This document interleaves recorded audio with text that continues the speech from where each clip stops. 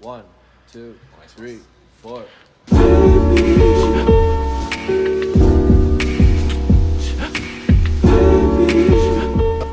Alright, what up everybody?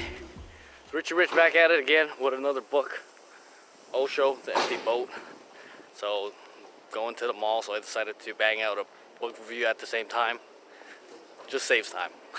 So anyways, Osho, The Empty Boat, Encounters with Nothingness. I actually really thoroughly enjoyed the book, and I became a huge fan of Osho recently by discovering him. Now, who is Osho? Osho is a spiritual teacher. I believe he was around during the 70s, best known for his meditation camp or retreat, which I believe is called the Osho Center, I'm not sure, and also his ideas on dynamic meditation.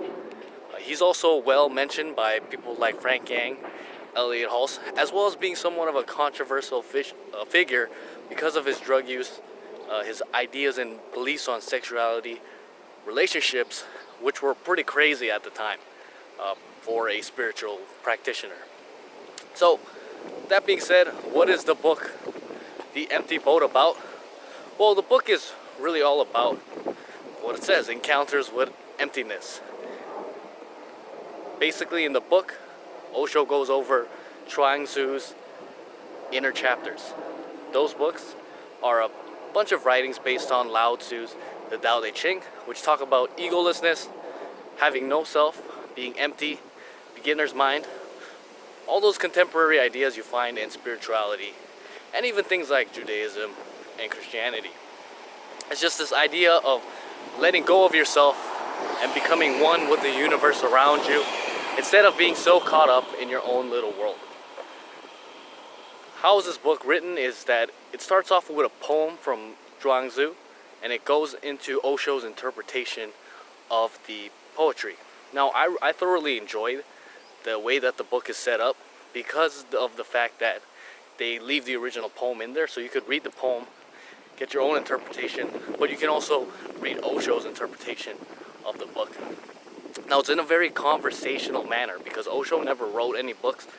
These are actually writings that his disciples and followers put together from his many talks and speeches, a lot of which are also available on YouTube, so you could actually watch them there as well.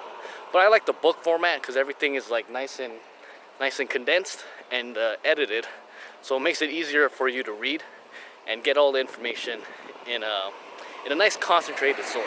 The structure of the book is pretty simple. It starts off with a poem, and then it goes into the interpretation. It's divided into chapters like any other book, so it's a pretty well-structured book, each chapter having its own idea and thesis on what emptiness and Taoism is. For myself, I personally like the 3 chapters of the Phoenix and the Owl, the 3 friends, and the chapter on uselessness. Now, I like the Phoenix and the Owl chapter because it's a classic story of scarcity versus abundance. So we have the Phoenix who flies high and only dines on fine, fresh foods and fruits. And we have the owl who only comes out at night and scavenges on the dead things that it finds. Now, although the Phoenix has nothing to do with the owl, it doesn't even eat the same food, so it's not in competition with it. The owl is in constant fear of the Phoenix. This is an example of the classic mindset of how other people are always out to get us, when in reality, they have nothing to do with us at all. And we're not in competition with them, we're just coexisting in the same space. At least that's what I got out of that story. Now, my second favorite story is the story of the 3 friends, because it talks about social conventions and formalities. In that little poem, there's a part where the 3 friends go to a funeral, or one of the friends passed away and the 2 friends go to a funeral. Confucius, one of his disciples, comes and asks why they're all playing music and dancing at the funeral. And because, you know, at a funeral it's supposed to be sad and stuff. But the 2 friends reply that, well, you must have not got the update on the new formalities. Start laughing at them and just continue on with the funeral. I like that story because it really shows that social conventions are simply social conventions. They're simply man-made. It doesn't really matter if you're sad or happy at the funeral. doesn't really mean anything. And again, it just falls into the theme of emptiness and nothingness, in that we attach meaning, our egos attach certain meanings to events and ideas, so we might judge people that way and feel better about ourselves. Say, oh, these people are not crying at the funeral, so obviously they don't care, but I'm crying, so I care more than everyone else. Now the third story, which I really loved, which was the poem on uselessness, I found that really mind-opening, because, you know, as an entrepreneur, I'm always trying to be productive, trying to maximize my time, and sometimes it's actually really annoying to do all the time, you know, scheduling, planning. It's very energy draining. And a lot of times you find yourself just not doing things that are fun because you're like, oh, it's just going to take up too much time. So you just end up not really enjoying life.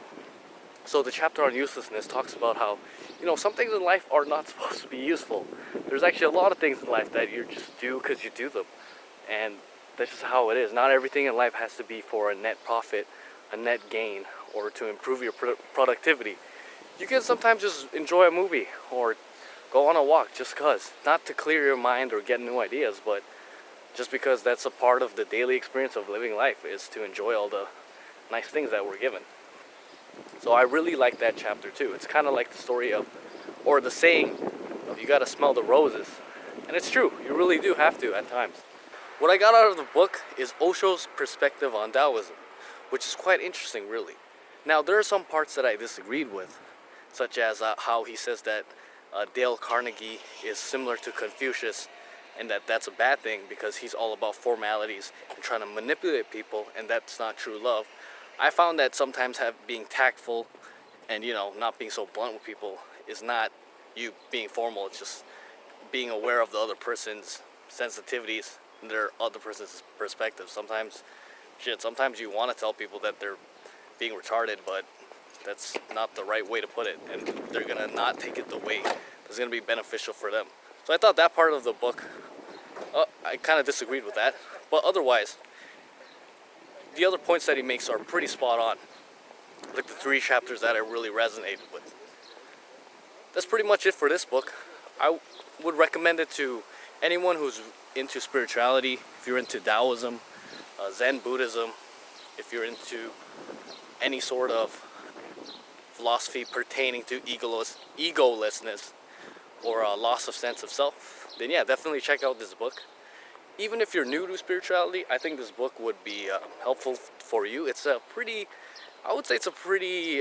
intermediate book, so it may not be the first book you want to read.